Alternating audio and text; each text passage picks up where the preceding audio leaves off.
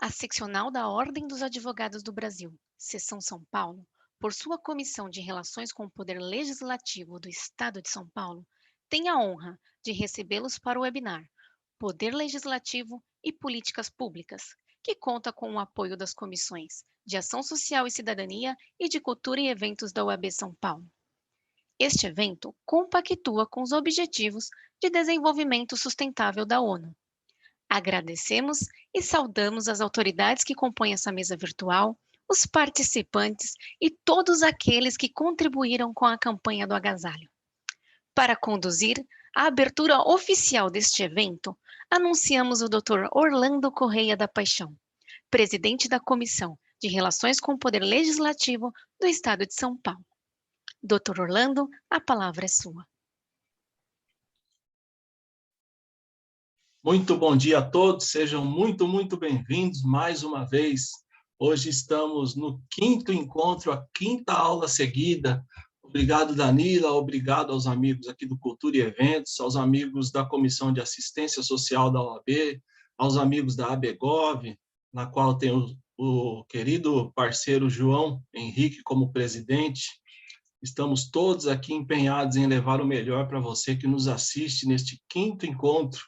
Recebemos hoje o nosso querido professor Vinícius Schurgeles.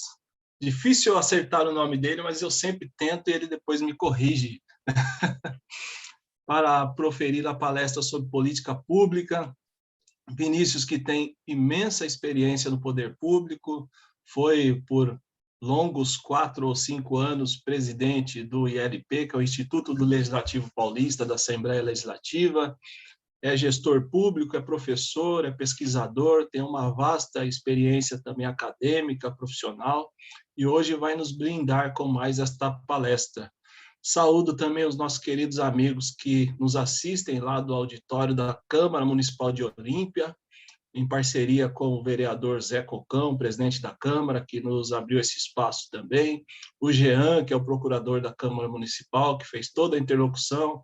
Obrigado por mais uma vez estarem aqui conosco. Os nossos amigos também aqui de São Paulo e de outros lugares que estão entrando agora neste momento para participar de mais esta reunião. Também agradeço fraternalmente os nossos parceiros da Comissão de Relações com o Poder Legislativo do Estado de São Paulo. E vamos aqui, então, seguir em mais esta palestra. Lembrando que segunda-feira nós teremos uma aula bônus, seria hoje o encerramento desse webinar, dessa semana, desse seminário riquíssimo, onde os professores vêm trazendo aqui conteúdo de primeira qualidade para vocês, sempre visando aquilo que é um dos nortes da OAB, que é buscar o aperfeiçoamento do serviço público, buscar o desenvolvimento daquilo que tem importância para a cidadania, para as pessoas, e essa é a nossa contribuição, mais uma vez, através dessa parceria da OAB de São Paulo, com todos esses órgãos que eu acabei de citar.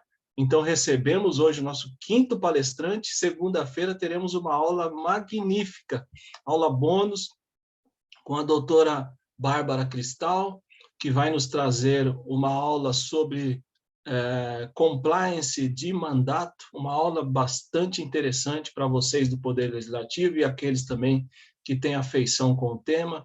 E também teremos a participação do professor Carlos Rifan, que vai nos dar aqui umas orientações sobre as possibilidades que os municípios têm de buscar recursos internacionais. Também é bastante interessante.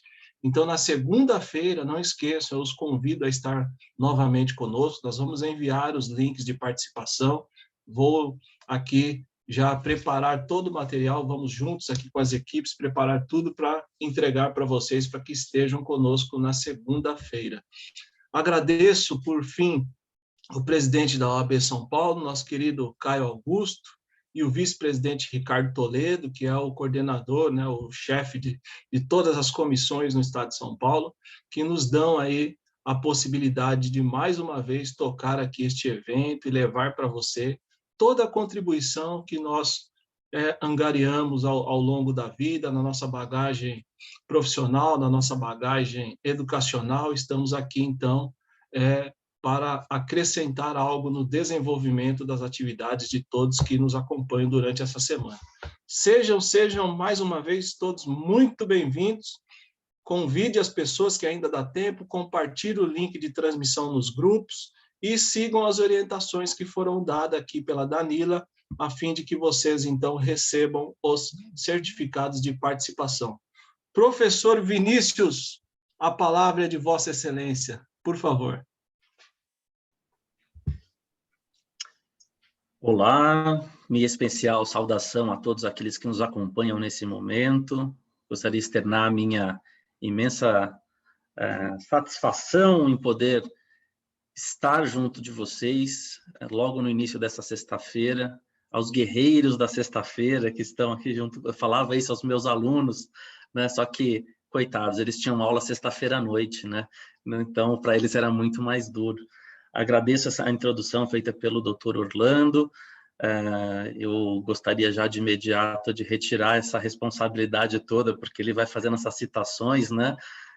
Vai elevando assim os adjetivos, e essa elevação de adjetivos vai me deixando com mais responsabilidade, né? Vocês vão criando expectativa com relação ao conteúdo que a gente vai tratar. Agradeço imensamente à OAB, a Comissão de Relações com o Poder Legislativo e as comissões correlatas que apoiam esse evento, toda a equipe que nos dá o suporte, em nome da Danila também agradeço, e principalmente a vocês que estão retirando um pouco do seu tempo para poder dialogar conosco nessa manhã. Hoje o nosso tema é Poder Legislativo e Políticas Públicas. Sempre que a gente vai falar sobre esse tema, eu faço alguns avisos, avisos que são importantes. Por quê? Porque quando a gente fala de políticas públicas, em geral, a gente fala de um tema que poderia ser dado, poderia ser estudado durante pelo menos um semestre. Então, a gente está reduzindo bastante o nosso conteúdo ou as formas de abordagem a esses 50 minutos que nós temos, né? 50, um pouquinho menos. Então, apesar dessa densidade de conhecimentos, né, a gente sabe também que o nosso público é um público diverso, então temos pessoas que têm conhecimento prévio sobre políticas públicas, outros que ainda não puderam ver esse tema, e isso dificulta o papel aqui do facilitador, porque em alguns momentos a gente não quer nem parecer singelo e simplista demais, mas também não quer aprofundar além do necessário. De qualquer forma, eu já me coloco à disposição, não só aqui nesse espaço, mas também com os meus contatos, enfim, o Dr. Orlando pode encaminhar a qualquer momento questões oriundas daquilo que a gente vai tratar e também qualquer necessidade de bibliografia sobre qualquer um dos temas que eventualmente a gente tocar, ou até mesmo que a gente não fale, mas que vocês tenham desejo, necessidade ou vontade de aprender.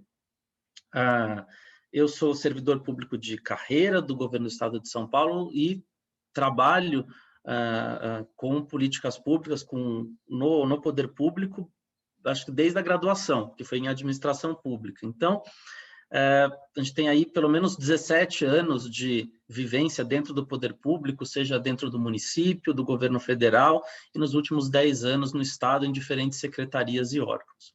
Então, a gente traz um pouco também dessa bagagem para dialogar. Então, obrigado a todos que nos acompanham, e a gente passa, então, a tratar especificamente do conteúdo. Estou liberado, né, professor Orlando? Posso começar? Então, tá bom. Então, hoje, qual que é o nosso desafio? Falar um pouco sobre poder legislativo e políticas públicas. E como a gente vai fazer esse diálogo? A gente vai falar sobre políticas públicas, e à medida que eu for conversando com vocês sobre esse tema, nós vamos buscar os pontos de contato que as políticas públicas têm com o poder legislativo. E qual que é o meu objetivo com isso?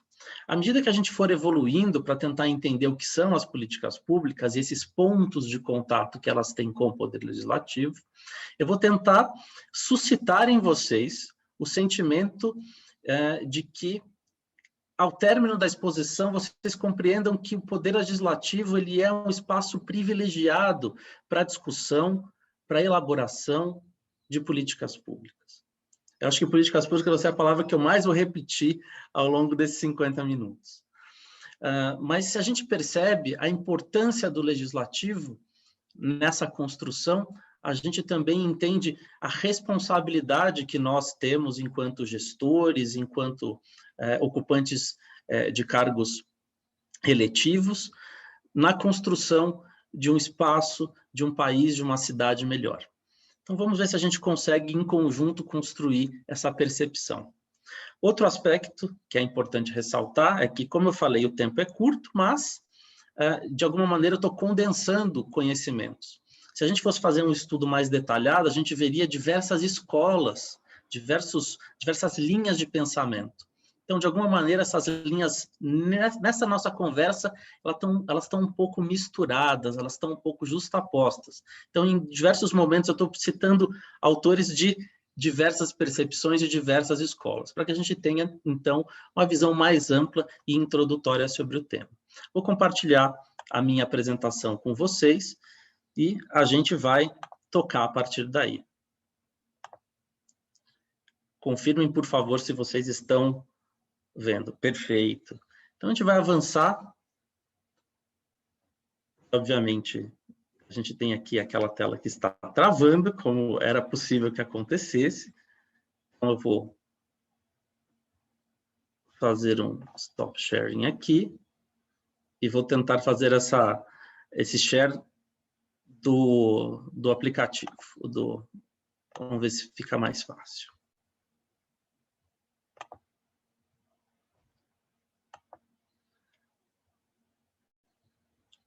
Pode ser assim? Então, tá bom. Vou só diminuir aqui a questão das... Pronto. Então, eu vou tocando assim porque fica mais fácil para a gente passar. Então, compreender, a gente está no nosso 5º encontro. O Orlando já revelou essa surpresa que é o nosso 6º encontro, que a gente fala sobre controladoria nas câmaras, falar sobre controle institucional e compliance. A gente já passou pela questão do marketing, gestão da imagem com o Paulo.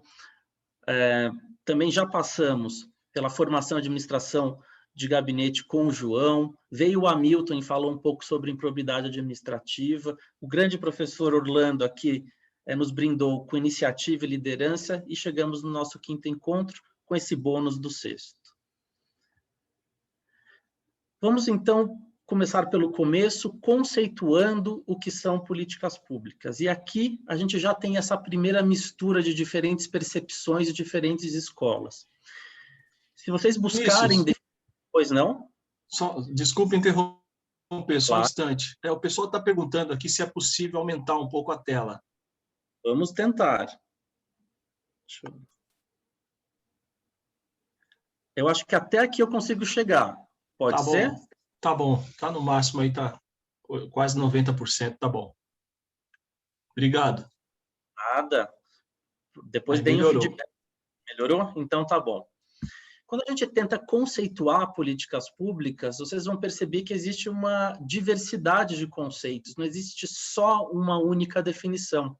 Isso é próprio dessa gama de escolas que nós temos, dessas gamas de percepções, e também dos grupos que estudam. Então, a ciência política vai trazer alguns tipos de definição que puxam mais para o campo da ciência política, a administração, por sua vez, vai fazer a mesma coisa.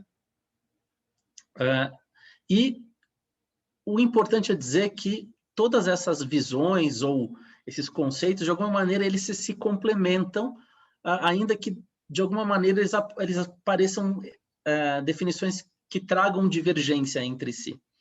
Então, o primeiro aspecto que eu trago é compreender políticas públicas como esse conjunto de ações que um governo ele toma, que um governo opta por fazer, que ele toma a decisão sobre o que ele vai atuar.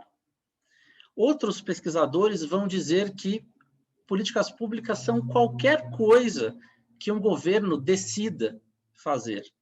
E eles chamam a atenção para o seguinte fato: é tão importante saber aquilo que o governo faz, quanto aquilo que o governo opta não fazer. Essa decisão é extremamente importante e a gente vai ter mais clareza à medida que avançarmos. Outros pesquisadores vão dizer, outros estudiosos vão dizer que políticas públicas são o Estado em ação, entendendo o Estado como conjunto de instituições permanentes que compõem o aparelho estatal, né? Pensando nas secretarias, pensando nos poderes. Outros vão dizer que, na verdade, as políticas públicas são o governo em ação, entendendo o governo como esse grupo eleito durante um período para ocupar os cargos do executivo e do legislativo durante um período de tempo, né? 4 anos.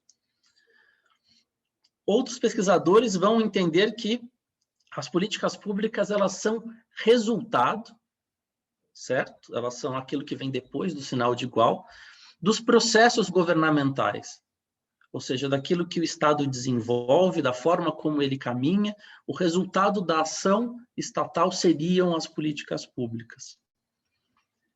Outros pesquisadores ainda vão dizer que é um sistema de decisões públicas que são destinadas, têm como finalidade manter ou modificar uma realidade. Então, vejam a quantidade de percepções que a gente tem, não se esgota aqui, a gente tem mais aspectos que poderiam ser colocados, mais definições que poderiam ser trazidas. E o que é importante que a gente perceba nesse sentido? É que as políticas públicas, de modo geral, elas têm como aspecto muito importante o foco naquilo que o governo faz, mas principalmente aquilo que o governo opta por não fazer. A gente vai entender sobre isso. É importante entender que as políticas públicas, elas não se restringem exclusivamente à elaboração de legislação. Então, esse é um ponto também importante que nós tenhamos como pano de fundo.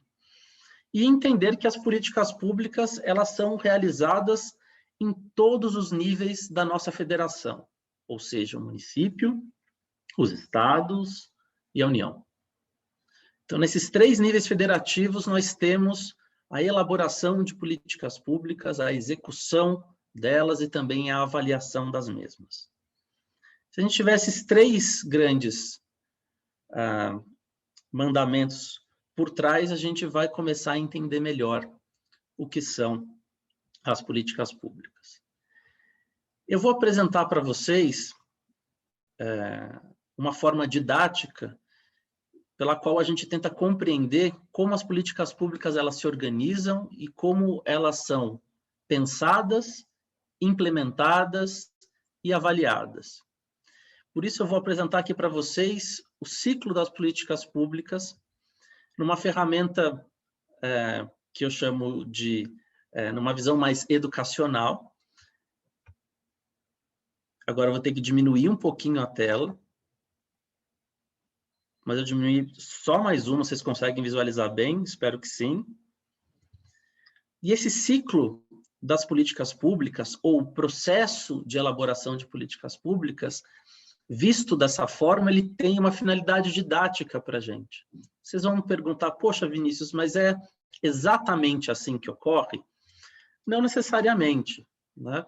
Primeiro porque, se vocês procurarem, digitarem na internet ciclo de políticas públicas, vocês provavelmente vão ver um diagrama um pouco diferente desse que eu estou apresentando para vocês. Em vez de 7 etapas, com 4. É a mais comum. Tem alguma diferença?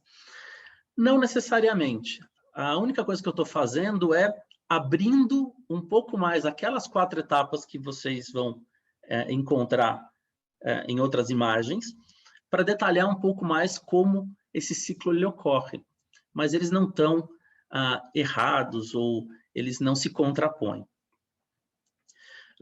Outro aspecto importante é importante ressaltar, que eu falei que esse ciclo tem fins didáticos, porque, na realidade, quando a gente está na vida real, implantando, pensando, acompanhando um ciclo de políticas públicas, essa divisão que aparece para vocês, ela não é tão clara, ela não fica tão facilmente identificada, a gente não tem exatamente o momento em que termina uma fase e começa a outra. Em alguns momentos, essas fases elas se confundem e a gente cria algumas zonas cinzentas entre uma fase e outra. A vida real tem disso. O processo real de elaboração de políticas públicas traz esse desafio para o gestor. Então, a gente não encontra exatamente cada uma dessas caixinhas bem definidas quando a gente está ali na execução, no nosso dia a dia. Mas vamos falar sobre cada um desses aspectos, vamos tentar entender cada uma dessas fases e tentando, de alguma maneira, estabelecer essa relação com o legislativo. Eu começo esse ciclo falando sobre a identificação do problema, ou sobre aquilo, ou sobre o qual o poder público resolve atuar. De que maneira se identifica um problema público? De que maneira o gestor sabe sobre o que ele deve atuar? E eu vou ter que definir isso para vocês, vou aumentar mais um pouquinho, sobre a nossa compreensão do que é um problema público, de que forma eu identifico. Então, vamos primeiro conceituar a questão do problema, imaginando que um problema seria uma divergência, uma discrepância entre a situação atual que eu vivo e uma situação que eu considere ideal. Então, o problema seria, então, essa discrepância entre realidade, atualidade e aquilo que é ideal. Mas e o problema público? E aí a gente começa a entrar no mundo das políticas públicas. É quando eu percebo que esse ideal, ele poderia ser de várias formas. Tá? Então, a situação atual versus a situação que eu gostaria que fosse. E por que isso? Porque existem diferentes formas de se encaminhar ou de se resolver um problema. Existem diferentes visões sobre como eu poderia chegar nesse ideal. Se a gente imaginar o nosso campo político-ideológico, uma mesma questão, ela é endereçada de formas absolutamente diferentes para a resolução do problema. Se a gente trabalhar com o campo centro mais à esquerda, algumas decisões, alguns problemas serão tratados de uma maneira. Se eu caminhar mais ao centro, mais à direita, essas questões serão endereçadas de outra forma. Então, o problema público ele carrega esse viés de que esse ideal passa a ter uma concepção daquilo que eu gostaria que fosse, daquilo que eu entendo como sendo algo melhor ou mais próprio, ou enfim, que está acordado.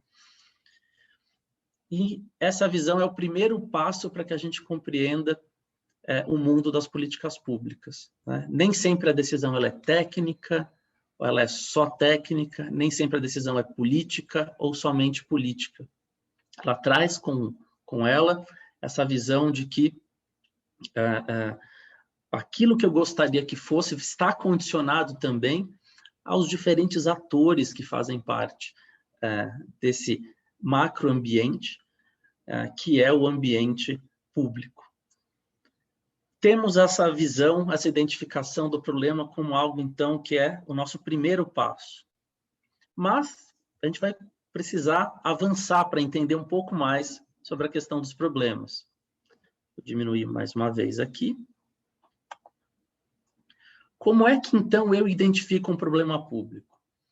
O primeiro aspecto é que eu preciso percebê-lo. Ou seja, nem sempre um problema público ele está escancarado na nossa visão. Né? Às vezes ele tem, de alguma maneira, um grau de subjetividade. Para algumas pessoas, determinadas situações são mais problemáticas do que outras. Algumas situações são mais delicadas, exigem maior atenção do que para outras. O fato é que, para que ele seja percebido, o problema público precisa afetar uma gama significativa de pessoas. A partir desse momento, ele vai ganhando mais cor, ele vai ganhando mais relevância. E com isso ele passa a ser percebido como um ponto ou algo que mereça a atuação de um governo. Outro aspecto para identificar um problema público é o aspecto da delimitação. Esse problema público, eu preciso de alguma maneira conseguir sintetizar, preciso conseguir explicar, eu preciso saber quais são os elementos que compõem esse problema. De alguma forma, compreender quais são as causas que fazem com que ele ocorra, tentar compreender ou listar as possíveis soluções que esse problema público pode ter, quem são os responsáveis por essa ocorrência, por essa condição afetar um número grande de pessoas. Então, além de perceber, eu preciso conseguir compreender, e essa compreensão eu estou chamando aqui de delimitação. Terceiro passo, e bastante importante, é a questão da avaliação da possibilidade de solução que eu tenho que ter. Ou seja, se um problema ele não tem solução, ele não é passível de ser resolvido, ele passa a ser um problema. Eu preciso ter um potencial de solução nele. Eu preciso ter condição de atuar sobre ele. Né? Se eu não tenho condição, eu não tenho o que fazer, não tenho como me mover na direção de resolução. Então, são esses três aspectos: percepção, delimitação e possibilidade de solução. Vamos continuar aqui no nosso problema. Aumentar aqui um pouco mais.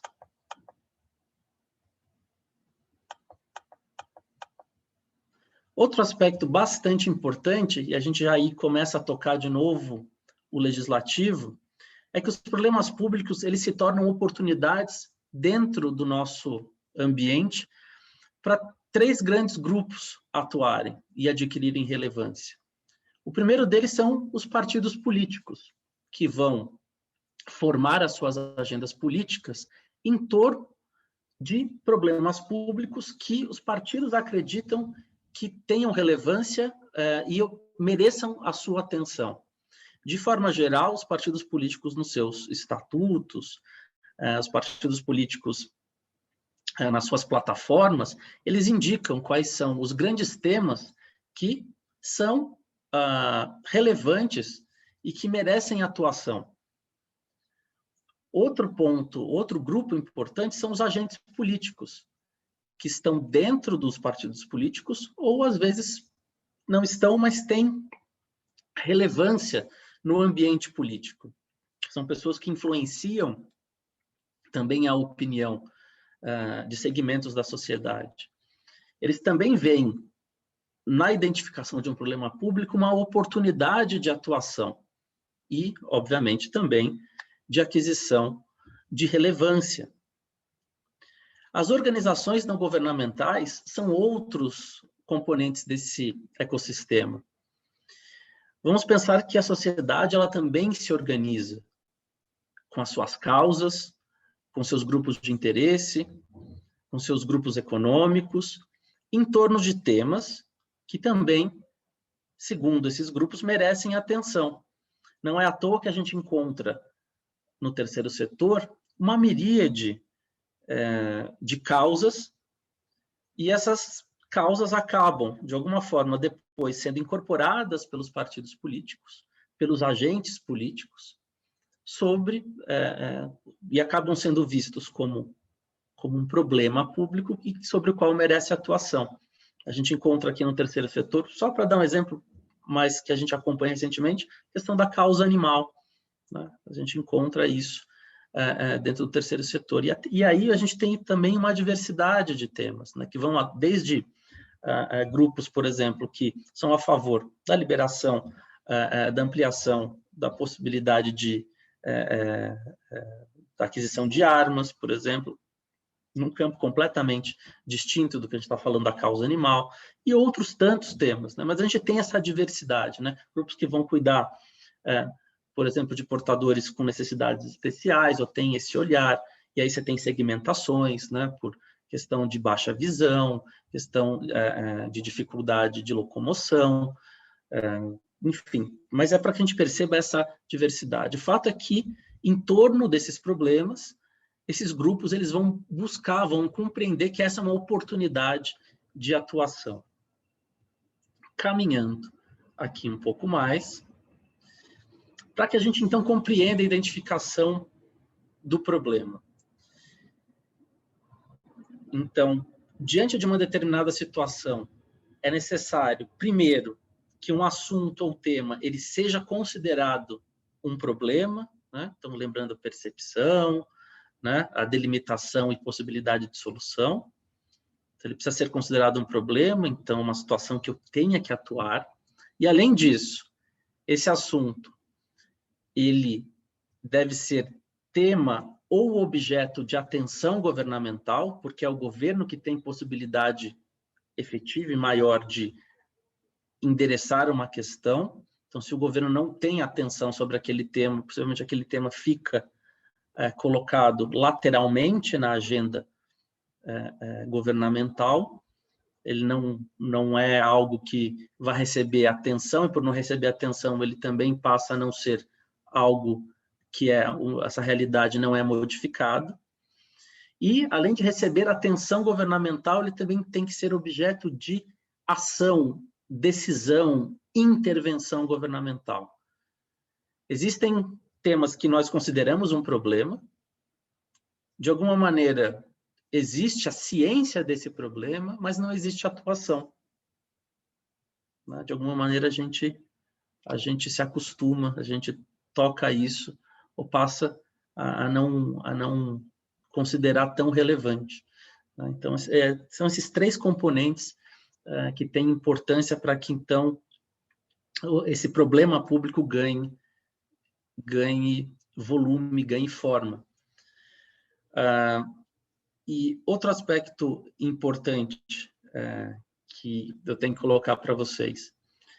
Esses grupos, os partidos, os agentes políticos e as organizações, de alguma maneira, eles vão trabalhar para que os temas que eles têm como pauta passem a ser vistos como um problema, ainda que não haja uma percepção coletiva. Como eles fazem isso? Através de campanhas, através de estatísticas, através de divulgação de notícias.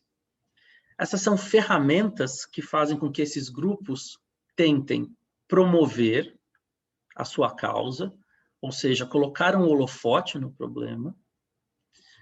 Isso é bastante comum, isso acontece regularmente. Se a gente tentar pensar sobre isso, vai conseguir entender um pouco. É verdade, né? Tem algumas organizações, alguns grupos políticos, econômicos, que tentam dar mais destaque, justamente porque ele precisa ser percebido como uma questão. Se ele não for percebido como uma questão, ele não tem atuação. Por exemplo, programas que a gente encontra de igualdade de gênero, né? Se a sociedade inteira não se conscientiza da importância desse tema, e a gente vai mostrando isso através de estatísticas, remuneração em mercado de trabalho e outras coisas, não se cria consciência de que, de fato, isso é uma questão que socialmente nós precisamos tratar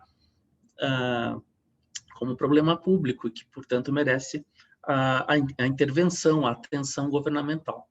E, a partir desse tema, a gente poderia gerar uma série de outros, né? Mas é importante compreender que, de alguma maneira, esses grupos eles vão trabalhar em torno dessas agendas, lembrando lá, né, que é a situação que eu considero ideal para caminhar nesse sentido. Então, aí, ele guarda também esse viés que a política pública ela tem, lembrando, então, que ela não é só técnica. Vamos passar para o segundo ponto. Imaginando, então, que a gente tem essa compreensão sobre o problema público, nós vamos à formação de agenda. Diminuir um pouquinho, e aí eu trago uma definição para vocês. O que seria, então, uma agenda, né, de políticas públicas? Seria um conjunto de problemas ou um conjunto de temas que são entendidos como relevantes.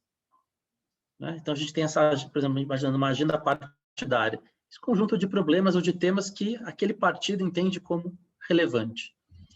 E esse conjunto de temas, ele pode tomar forma ou de um programa de governo. Então, no processo eleitoral, os candidatos elaboram um programa de governo e o eleito vai ser o programa escolhido para os próximos anos, ou um planejamento orçamentário, a partir do momento em que o governo já atua e ele vai, então, destinar recursos para a resolução desse conjunto de problemas, ou ainda um estatuto partidário, como eu comentei, sobre o qual o entorno partidário vai buscar relevância de atuação e aí, com isso, também angariar votos, ou ainda de uma simples lista de assuntos que um comitê editorial de um jornal entende como sendo importante ou relevante. Porque eu também vou apresentar aqui outra agenda fundamental que a gente compreenda, que é a agenda da mídia. Então, vamos abrir um pouco para entender quais são alguns dos tipos de agenda, tá? Mas não se esgota aqui. Estou trazendo alguns tipos, mas existem outros. Estou só reduzindo para que tenha alguma uma compreensão dentro do nosso espaço. Então, a gente tem uma agenda que eu vou chamar de agenda política, que é um conjunto de problemas ou temas que a comunidade política percebe como merecedor de intervenção política. Então, agenda aqui dos partidos, dos agentes políticos.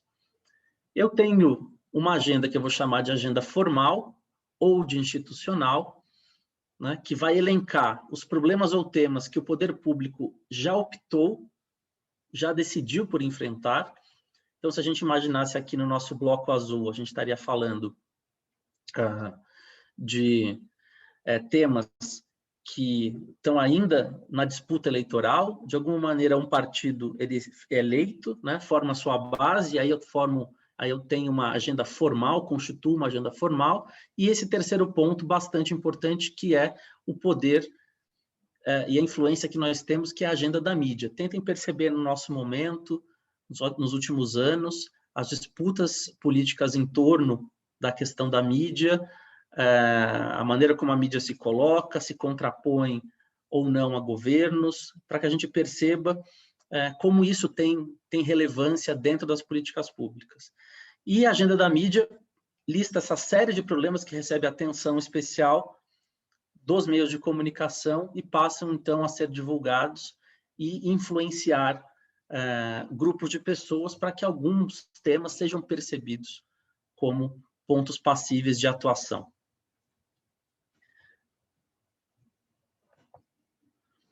Depois da compreensão da agenda, então, imaginando, eu tenho um problema público, uma lista deles, esse problema público ele passou de uma agenda partidária para uma agenda formal, eu preciso resolver, eu preciso atuar sobre ele. Então, de que maneira eu faço isso nas políticas públicas? Eu começo a tentar formular alternativas para a solução desses problemas. O que são as alternativas? São esforços, são tentativas de construção e combinação de soluções. Lembrando que um problema público ele precisa ser passível de solução. Dessa forma, eu posso atuar sobre ele. Na tentativa de construir combinação de soluções, ou de construir alternativas, algumas coisas a gente precisa entender. O primeiro aspecto é que existe uma grande disputa. Lembra lá do problema público? Qual é a situação ideal que eu gostaria que fosse? Ou seja, nesse momento há uma grande disputa dos setores da sociedade. E, obviamente, isso também está atrelado ao espectro político-ideológico, né? Então, esse momento é um momento de grande disputa. Imaginem as discussões dentro do parlamento aqui, sobre como uma lei deve ser. Então, pensando já no poder legislativo. Nesse sentido, é importante dizer que nem toda solução ela é técnica. Ela carrega, na opção de alternativas, também soluções que são políticas, que são parcialmente, que carregam aspectos políticos, nada é só técnico. Nesse processo de formulação de alternativas, é um processo em que os gestores, os mandatários, fazem uma mensuração dos custos e benefícios que são técnicos e também políticos por conta disso. E, por fim, não menos importante, quem formula alternativas tem na sua mão um grande instrumento de poder. Quem decide tem um grande instrumento de poder, porque ele pode encaminhar a solução dentro do ideal daquilo que gostaria que fosse, de acordo com o que gostaria que quer, mas não consegue fazer isso sem o aspecto negocial inerente ao próprio processo democrático. Porque a gente tem uma série de atores que atuam durante esse processo de formulação de alternativas. Vamos entender quem são esses atores. Que eu vou chamar aqui de participantes da política pública. E o Kingdon, que traz para a gente, é um autor que traz essa visão, ele fala de dois grandes grupos. Um que são os atores visíveis e outros que são os atores invisíveis. O que é importante que a gente perceba? Os atores visíveis são aqueles que estão dentro do processo de elaboração de modo consolidado, né? Então, são, chamando aqui de presidente e assessores de alto escalão, membros dos legislativos, os partidos políticos e seus comitês, são aquilo que a gente vê no telejornal, que estão votando um projeto, que estão trazendo as discussões dentro do parlamento, que estão sendo entrevistados pela mídia em determinados horários, tem espaço e as suas visões elas são buscadas e faladas, transmitidas, mas tão importante quanto são os atores invisíveis da política pública. Por quê? Porque eles trabalham subsidiando os atores visíveis. Então, ainda que eles não estejam dentro do processo de modo visível, eles têm forte influência. É justamente a comunidade de especialistas sobre os temas, acadêmicos que estão na universidade ou não, que estão em grupos de pesquisa, os burocratas de carreira, que são os servidores, que estão dentro de cada um dos poderes, que acabam fornecendo alternativas, avaliando soluções, e funcionários do legislativo, como muitos daqui que nos acompanham. Esse grupo de invisíveis tem forte influência e participação diante dos atores visíveis e diante do processo de elaboração e formulação de alternativas. E como é que a gente faz isso? Bom, é necessário estabelecer objetivos diante das alternativas que eu formulo, e esses objetivos, entendam, eles são sempre algo bastante delicado, porque eles podem ser objetivos mais frouxos, mais soltos, ou objetivos mais concretos. Coloquei aqui os dois tipos. Então, ele pode, por exemplo, o objetivo mais frouxo, eu vou melhorar a segurança do município. Né? É mais amplo, não me comprometo tanto. Ou objetivos mais concretos, eu vou reduzir a incidência do roubo de veículos em 20%. Qual que é a diferença entre ambos? Né? Os objetivos mais frouxos, eles são mais difíceis de verificar a eficácia, enquanto os mais concretos, mais passíveis de identificação. E isso traz um dilema para o gestor, tá? Porque quando você é mais concreto, você se compromete também. E quando você se compromete, você também é mais cobrado. É natural que isso seja uma cobrança social, mas é importante só que a gente saiba que existe um dilema aqui, do quanto você se compromete, porque também você se coloca diante daquilo do quanto você pode, de fato, realizar. E você será cobrado politicamente por isso, dependendo do tipo de decisão que você toma. A sociedade quer cada vez objetivos mais concretos, o gestor tem cada vez mais dificuldade de trabalhar esses objetivos mais concretos. Fiz o meu grande rol de alternativas, passo então à tomada de decisão. Quais são os aspectos que fazem com que um gestor, que um mandatário de cargo público tenha para considerar uma decisão? Então, ele também pode considerar isso desde o aspecto mais subjetivo, o aspecto intuitivo. Cada vez mais a gente está caminhando para uma tomada de decisão baseada em evidências, em ciência, como é uma palavra da moda, mas as decisões ficam muito também carregadas das contingências do momento histórico, do momento político, do momento econômico. Eu gostaria de escolher a decisão que seja mais ampla para a população, mas de repente eu não tenho orçamento, por isso essas contingências elas são de recursos. Ao mesmo tempo, eu tenho grupos de pressão, vamos lembrar lá das organizações não governamentais, dos outros partidos, que gostariam que fosse algo diferente do que eu estou propondo, e eles vão pressionar mesmo depois de terem perdido a eleição, eles estarão tentando tensionar esse cabo decisório, então eles vão exercer pressão, reclamando da sua decisão, dizendo que a sua decisão, de repente, ela não tem as evidências necessárias, que você poderia empregar mais recursos. E outro aspecto que condiciona isso também são os acordos políticos, pensando aí no legislativo. Todos esses aspectos não tiram do mandatário a responsabilidade sobre decidir e fazer suas escolhas. E também o peso que isso traz. A sociedade exige e espera responsabilidade e vai responsabilizar esses gestores pelas decisões que tomam. Então, não é algo muito fácil, né? Vocês aí que trabalham com políticos, com ocupantes de cargos públicos, estão vendo a dificuldade que é a vida desse pessoal, né? Como eles ficam no meio de uma série de forças atuando. Eu tomei a decisão sobre qual política eu quero, então, adotar. Chegou a fase da implementação. Alguns vão dizer que a implementação é uma mera execução. Olha, eu já decidi, então vou só implementar. Outros vão dizer que, mesmo na implementação, a gente também tem essa disputa, essa pressão. E é verdade, a gente não pode colocar de lado esse aspecto. De fato, esse processo inclui também a política. E a implementação ela é compreendida como um processo de apropriação da ideia que está contida num plano. Eu pensei em resolver, plano a gente já falou, então agora é a hora de botar esse plano em prática. Ou seja, os planos eles existem como potencialidades, mas a realização depende de outros fatores, né? A gente fala, um exemplo que me veio à cabeça agora, né? O governo, por exemplo, atual, federal, tinha uma agenda de privatização.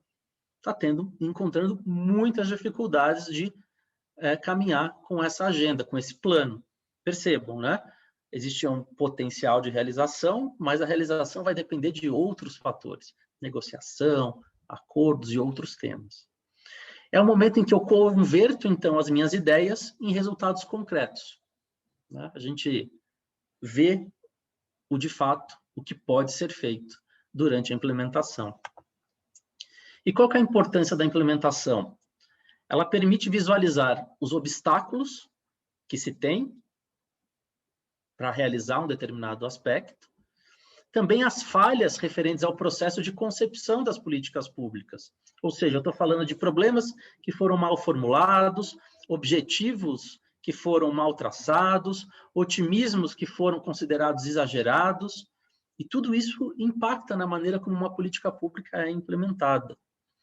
Quais são alguns dos fatores que podem condicionar esse processo? Bom, pessoas, primeiro deles, cultura das organizações. As organizações são conjuntos de processos, mas que são sustentados por pessoas. A limitação de recursos, os interesses, né? Agendas de influência de mídia, grupos de pressão, acordos políticos. Também as competências que as organizações têm para realizar uma determinada ação. Eles têm capacidade, a gente está falando aí mais intra-organizacional. E a cultura, né? Imaginando que, de repente, eu traga algo que é muito moderno, mas o meu servidor ele não está habituado, ele precisa aprender a fazer determinado tipo de atividade ou desenvolver uma determinada competência. Então, são esses aspectos que alguns dos fatores que acabam influenciando na etapa da implementação. São instrumentos de implementação. A elaboração de legislação, estou chamando isso de regulamentação. Exige também a desregulamentação dos setores, então eu vou tirar determinadas barreiras, deixar isso mais livre. Eu posso aplicar a lei ou fiscalizar, criando o que eu chamo de enforcement, né? Através da aplicação da lei e multas, eu vou condicionar comportamentos, então também é um instrumento de implementação.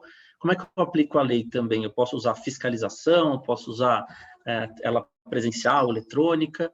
Eu posso fazer isso através de tributos, com impostos, taxas, subsídios, incentivos fiscais, favorecendo ou não determinado grupo. Eu posso trabalhar com campanhas de mobilização, aqui eu estou falando um pouco, por exemplo, campanhas de vacinação, e aí informação ao público é fundamental, discriminação positiva seletiva, como, por exemplo, política de cotas, transferências de renda, como, por exemplo, o programa Bolsa Família ou o auxílio emergencial. Então, são todos esses instrumentos de implementação. A gente tem uma gama enorme de instrumentos de implementação. Quais são os dois grandes modelos? Existem outros? Sim. Não vamos ver agora? Não. Mas modelos de implementação mais conhecidos, eles podem ser ou de baixo para cima ou de cima para baixo. Ou de baixo para cima, bottom-up, ou de cima para baixo, top-down. Quando eu organizo de baixo para cima, eu dou mais liberdade para os atores invisíveis, para a burocracia, para a rede de atores se auto-organizar e modelar a política. Me tragam as soluções. Quando eu faço isso top-down, eu estou decidindo pela política, implementando a função administrativa, ou seja, o mandatário coordena, comanda e aí a burocracia executa. Tem melhor ou pior? Depende. Depende da política, depende do momento.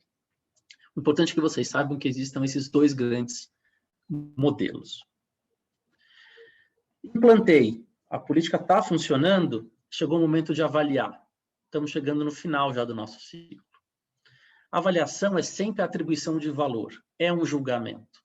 Nós não fazemos essa atribuição de valor de modo isento, necessariamente. Pode acontecer uma política que seja considerada e tenha indicadores ótimos, mas também exista um valor de que, enfim, só porque fez daquela forma, eu não gosto, porque caminha para uma situação diferente da ideal lá do problema. Isso é comum, né? E vai ter disputa em torno disso. Então, a avaliação ela é uma atribuição de valor. Para os técnicos, os critérios devem ser, de alguma maneira, mais próximos, né? Baseados em evidência, podem ser técnicos, podem ser jurídicos e podem ser políticos. Essas três avaliações, elas convivem. E, durante a implementação, eu estou fazendo meu monitoramento, né? E eu posso avaliar antes da política começar, posso avaliar durante a execução da política e posso avaliar depois. Ou também posso fazer em todas as fases. Para cada um desses momentos, eu coloquei esses nomes. Então, quando é antes, é ex ante. Quando é durante, é in itinere. E quando a avaliação acontece depois da política, ela é ex post. E a gente avalia justamente para saber se a política deu certo, se eu resolvi o problema e se eu consegui encaminhar a questão. Por quê? Porque eu preciso saber se uma política pública precisa ser extinta ou não, ou se eu devo mantê-la dentro do meu conjunto de políticas. E como que a gente sabe se uma política é extinta ou não, chegando na nossa última fase? Aí eu pergunto, o problema que originou a política, ele é percebido como resolvido? A gente deu conta dele? Se sim, então a política não tem mais razão de existir, né? Eu resolvi o problema público. Ou se os programas que eu criei, as leis que foram editadas, ou as ações que efetivaram aquela política, elas são percebidas como ineficazes. Não tem por que estar mais ali. Caducaram, por exemplo. Então, eu não preciso mais continuar com aquela política. Eu posso extinguir. Ou, último caso, o problema, embora não resolvido, ele perdeu progressivamente a importância e saiu das agendas política e formal. Né? É preciso, lembra lá da percepção, ele é subjetivo, mas precisa que seja percebido por uma grande quantidade de pessoas. A partir do momento que ele perde relevância, ele progressivamente ele sai da agenda política. E aí, então, eu falo, bom, eu não preciso mais. E essa política ela pode sair, pode ser modificada, enfim. Encerramos o ciclo. E agora a gente fala, então, eu espero que vocês tenham conseguido perceber ao longo dessa fala toques com o legislativo. Mas vamos caminhar para o legislativo e a gente encaminha para o término da nossa exposição. Eu vou falar basicamente o legislativo do Brasil em números, que vocês já sabem, só para vocês terem uma ideia desse conjunto total, quantidade de parlamentares que nós temos no Brasil, né? menos nas nossas câmaras, na Câmara Federal e muito mais em estados e municípios. Mas percebam se cada uma dessas pessoas tem um assessor, ou pelo menos 2, né? No Senado são 50, quantas pessoas trabalham dentro do Legislativo? É bastante gente. Dentro dessas estruturas legislativas, a gente sempre vai encontrar plenário, presidência, lógico, nas menores não, mesa diretora, comissões, gabinetes, colégio de líderes, mas principalmente essa figura, a figura do parlamentar, fundamental para a gente. E os parlamentares, obviamente, dentro dos seus partidos, na grande maioria, né? A gente vê alguns quadros que não estão nesse momento. E quais são, eu vou apresentar algumas formas de atuação do Poder Legislativo nas políticas públicas, né? O primeiro deles são nas medidas provisórias, que no governo federal estão regulamentadas na Constituição, precisam ter relevância e urgência, né? O Executivo manda, elas têm efeito imediato, têm que ser analisadas em 60 dias, podendo por mais 60.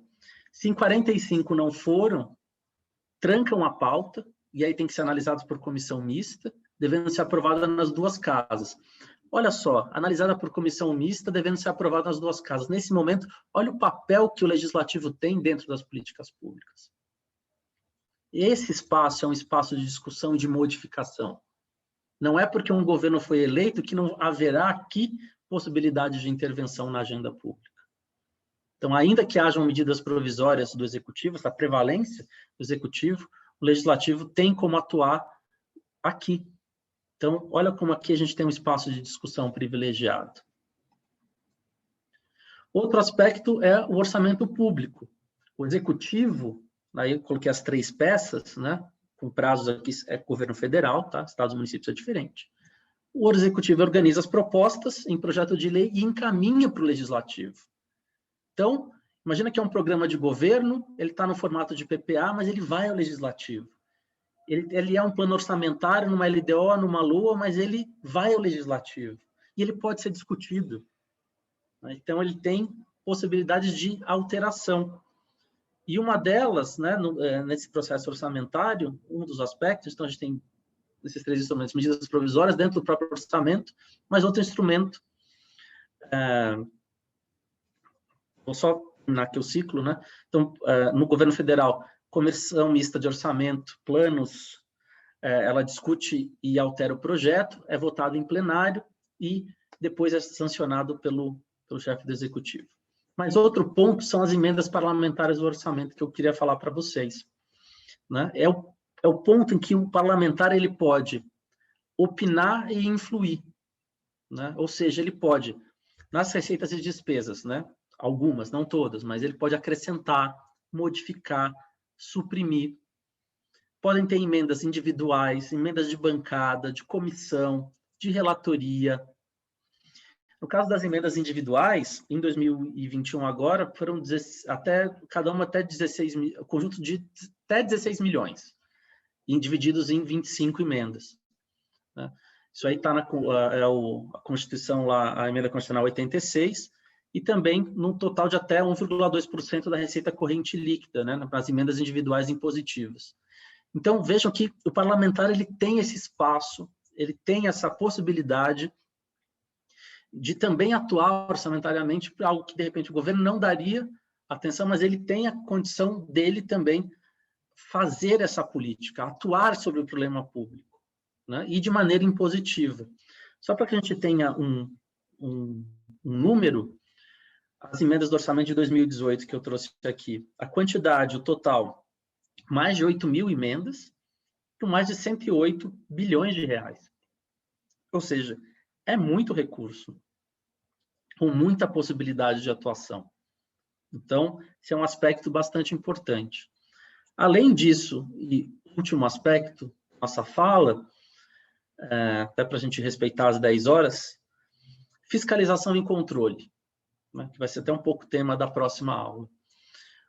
O Legislativo tem esse papel de fiscalização e controle, né, por origem. Então, ele avalia a execução orçamentária, ela é uma atribuição do Congresso, lembrando que eu estou falando aqui do nível federal, mas a gente pode transpor isso para os outros níveis federativos. Ela fiscaliza, o legislativo fiscaliza as entidades da administração direta e indireta, se está executando realizando suas atividades de maneira própria. Também com relação à aplicação dos recursos, o recebimento de valores e o uso do patrimônio público. E alguns poderes, obviamente, recebem auxílio do Tribunal de Contas. Eu já começo a pensar sempre em colocar esse auxílio Tribunal de Contas, às vezes o auxílio entre aspas, né? Porque tem muito gestor que diz que o tribunal dificulta, que não é fácil. Mas para que a gente perceba a questão da fiscalização e do controle como sendo outra arma que se tem para dentro das políticas públicas, né? Que o parlamentar ele tem como instrumento para influir durante a implementação, influir durante a avaliação. E com isso, quando a gente percebe a questão da influência que tem do próprio nas medidas provisórias, no orçamento, com as emendas, com a fiscalização e controle, quantas são as possibilidades que o legislativo tem para influir dentro do ciclo das políticas públicas. Como é privilegiado o espaço de discussão que o legislativo tem. Gente, eu não sei se vai ter perguntas, mas eu já aproveito para deixar os meus contatos. Sei que foi uma exposição breve, passa rápido, tem LinkedIn, tem e-mail, enfim. Eu espero ter atendido a expectativa de vocês.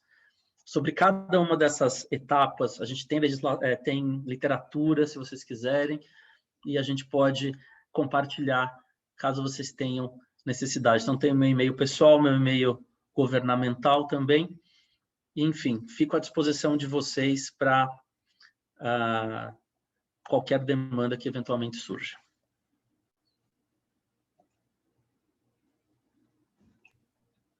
Grande professor Vinícius, excelente exposição, parabéns por mais esta colaboração, mais esta contribuição que você trouxe aqui, bastante didático, uma contribuição riquíssima. Esse material seu, não sei se é possível você compartilhar, mas eu acho que aí tem um passo a passo lá, tem um manualzinho lindo para essas pessoas que trabalham, que labutam aí na área legislativa. Realmente, ali você trouxe uma visão ampla, só que bem direcionada dentro daquilo que é a prática legislativa, dentro daquilo que importa para as pessoas e que realmente elas possam aproveitar no seu dia a dia da atuação profissional, levando aquilo que é direcionado a efeito ali da melhor forma possível, que é a aplicação da política pública. E o que me chamou bastante atenção, Vinícius, foi aquele ciclo de elaboração de política pública, aquele ciclo de formatação do processo legislativo. A gente já conhece isso já de maneira bastante profunda, mas você trouxe aqui de uma forma didática tão intensa que realmente ali a gente consegue visualizar de uma maneira um script bem completo, onde você consegue enxergar ali quais são os pontos de atenção. Eu gostaria que você falasse para a gente sobre isso.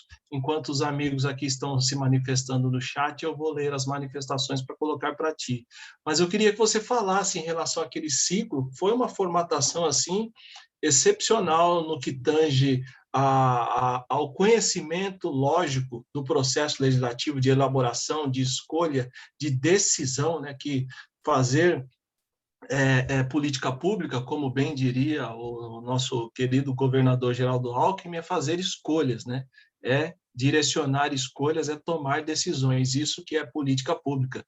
Então, você trouxe isso de uma forma bastante clarificada, bem didática, e aí a gente consegue ali distinguir alguns pontos de atenção que podem levar essas políticas públicas do legislativo, que é a essência do legislativo, fazer políticas públicas, né, para que o executivo, então, execute ali dentro dos quadrantes pré-estabelecidos, a gente tem uma ideia bem clara de quais são os pontos de atenção que realmente podem potencializar uma ação de política pública, levar a efeito de maneira bastante profunda, ou então fazer com que ela não surta os efeitos que deveriam ser observados e adquiridos ali com aquela atuação. Eu quero que você traga para a gente aqui uma visão em relação aos pontos de atenção ali que a elaboração do processo legislativo deve observar a fim de que não consiga, né, evidentemente, atingir os seus melhores objetivos. Bom, agradeço então a audiência mais uma vez, obrigado também, Orlando. Coloco aí à disposição os slides também, mando para você hoje mesmo e você pode disponibilizar para todos. Usem, fiquem bastante à vontade.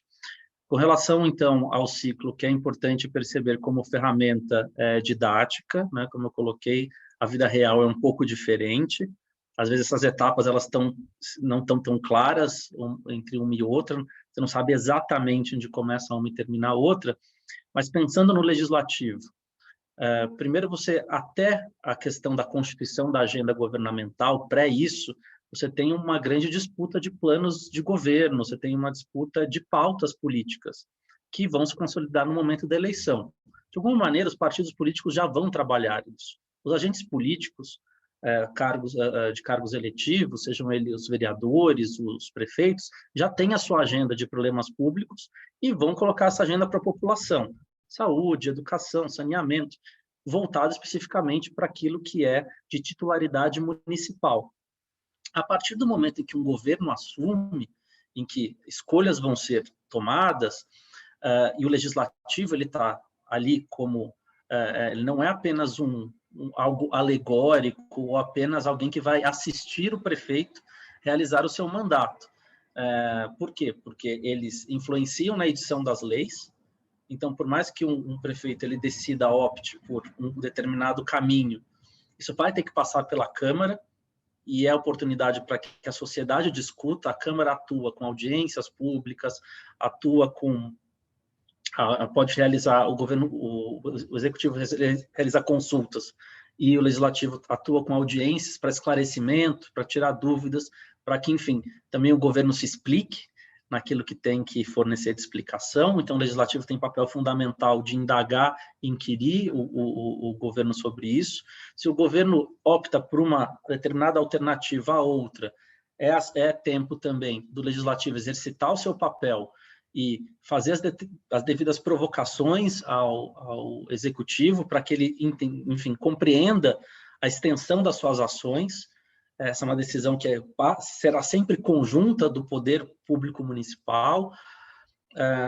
No processo de implementação, aí que sempre a porca torce o rabo, né? Você pensa uma coisa, quando vai executar, descobre que seria outra, né? Quero aumentar o IPTU, você descobre que se a sua PGV, sua planta genérica de valores está desatualizada, preciso de um voo aéreo, não tenho dinheiro, vou usar o Google, enfim, são coisas do dia a dia, mas o acompanhamento da gestão é fundamental, e quem faz isso é o Legislativo, né? Então, ele faz a questão orçamentária, né? Se precisar suplementar o orçamento com créditos adicionais, suplementares, especiais, você tem ali o papel do Legislativo muito forte nesse processo. Sem o apoio legislativo, a coisa não vai. Então, tem mais um ponto de contato bastante forte, e principalmente a fiscalização e monitoramento, né? Essa fiscalização do Executivo não é só questão do Judiciário, mas principalmente do Legislativo. É ele que faz esse acompanhamento, os pedidos de informação, de esclarecimento. Então, tudo isso tem uma importância muito grande. O Executivo não faz nada sem o apoio do Legislativo, sem que o Legislativo coloque o seu olho, coloque a sua mão e também possa influir na decisão. Então, é realmente um espaço muito privilegiado. A gente acha que o Executivo decide tudo, quem ganha a eleição determina os rumos, e não é só isso, muito pelo contrário.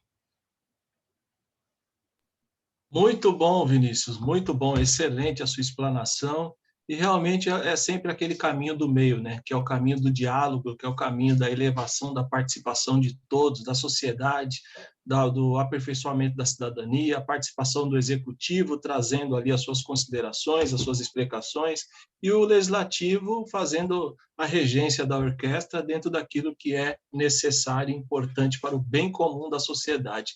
Muito boa apresentação.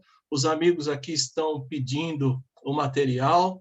Eu vou enviar, vou pegar o material do Dr. Vinícius, vou passar aqui para o Jean, que já agradece em nome da Câmara Municipal de Olímpia, o vereador Zé Cocão, todos os amigos que estão nos assistindo lá diretamente do plenário da Câmara e outros que estão também em suas atividades, mas mesmo assim nos acompanhando aqui. Eu quero mais uma vez agradecer a parceria que nós temos com todos os órgãos envolvidos, a Cultura e Eventos, a Ação Social, a ABGOV, aos nobres amigos palestrantes que passaram aqui essa semana muito construtiva, semana positiva demais. Eu tenho recebido muitas manifestações, muitas mensagens dos colegas agradecendo, dizendo da satisfação deles, das provocações que receberam aqui, e foram muito positivas para o seu crescimento, para o seu aperfeiçoamento pessoal e profissional. E hoje, mais uma vez, tivemos esta grata surpresa aqui de trazer essa aula magnífica novamente, o professor Vinícius. E os convidando, depois desse final de semana que vem pela frente, divirtam-se, cuidem-se bem, cuidem da família, passem um fim de semana cheio de glória, de bênçãos, de muito descanso, e nos vemos na segunda-feira novamente, se Deus quiser, com essa última aula para fechamento desse ciclo aqui, de maneira esplêndida, com 2 exímios professores, a doutora Bárbara e o professor Carlos Rifan também, que vão trazer aqui esta última aula, esta aula bônus, que o professor Vinícius muito bem já colocou na sua tela de apresentação. Eu acredito que os amigos também pegaram os contatos do Vinícius, e-mail, tem aqui as redes sociais dele, aqueles que tiverem, ele já franqueou aqui a liberdade de entrar em contato com ele para receberem os materiais ou algum questionamento, ou alguma situação específica que quiserem tratar, se sintam à vontade. Bom, meus amigos, uma excelente sexta-feira para vocês, que Deus os abençoe, que vocês tenham um dia de realizações, de muita paz. Professor Vinícius, encerre em 1 minuto suas considerações, por favor. Eu agradeço mais uma vez à OAB, através aí da Comissão de Relações com o Poder Legislativo, pela gentileza do convite, Orlando, pela amizade, pelo carinho com que sempre me trata. Cruzava com Orlando nos corredores da Alesp, então é sempre motivo para um café, além de um caloroso abraço, né, para que a gente podia se dar abraço, né? Foi um prazer estar com vocês. O que a gente teve aqui, de fato, foi só uma pincelada, então, quem quiser aprofundar os estudos, eu me coloco à disposição, material à disposição. É um prazer poder colaborar e juntos a gente tenta construir, aos poucos, né, um ambiente, um ecossistema executivo legislativo melhor, e difundir informação é a melhor maneira que a gente tem de fazer isso. Então, muito obrigado pela gentileza de estarem comigo ao longo dessa explanação. Obrigado, realmente foi um prazer, e um abraço a todos de Olímpia. Deixo também aí minha saudosa, meu quente abraço aí a todos de Olímpia, instância turística de Olímpia. Um abraço a todos. Excelente, professor Vinícius, a doação de sua concorridíssima hora, a sua concorridíssima hora de aula, de tantas atividades, tantas atribuições pessoais, profissionais, acadêmicas, o senhor trouxe para a gente aqui a possibilidade de tê-lo nessa apresentação riquíssima. Muito obrigado ao doutor Vinícius, muito obrigado a todos os colegas que passaram aqui durante a semana, nos acompanhando nesta jornada, e espero tê-los aqui novamente. Bom fim de semana, estão aqui comentando. Forte abraço, Dr. Robson e todos que nos acompanham. Espero tê-los aqui novamente na segunda-feira, no mesmo horário, para que a gente tenha mais um bate-papo engrandecedor. Forte abraço, tchau, tchau. Um abraço a todos aqui da Comissão de Cultura e Eventos também. Obrigado, valeu, pessoal, valeu.